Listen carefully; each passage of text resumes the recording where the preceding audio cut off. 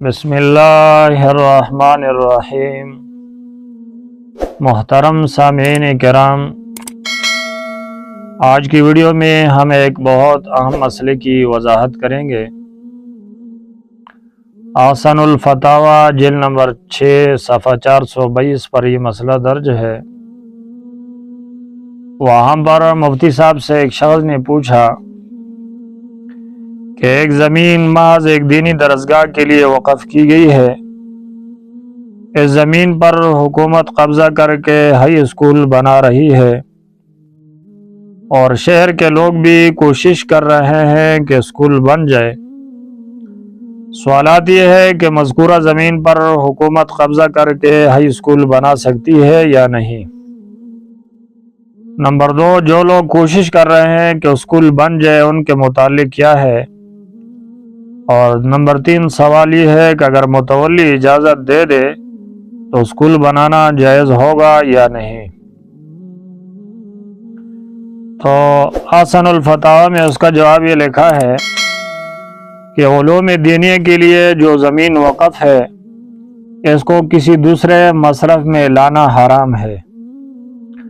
حکومت اور شہر کے لوگوں اور متولی کسی کو بھی اس میں اسکول بنانے کا حق نہیں ہے۔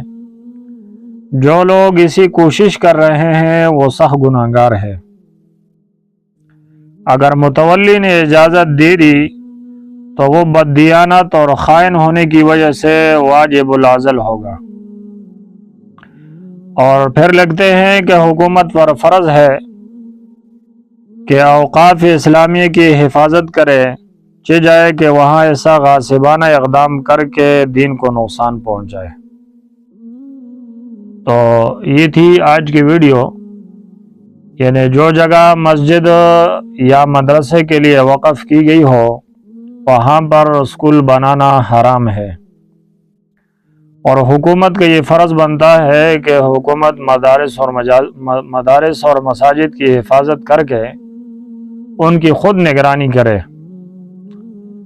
اور اس لیے کہ اسکول اور یونیورسٹی اور کالج کے لیے ہر جگہ ہر وقت میں لوگ دینے کو تیار ہے، لیکن مدرسہ اور مسجد کے لیے جگہ دینے کے لیے کوئی تیار نہیں ہوتا۔ اس لیے اس مسئلے سے اکثر لوگ ناواقف رہتے ہیں۔ تو یہ تھی ہماری آج کی مفید ویڈیو، شاید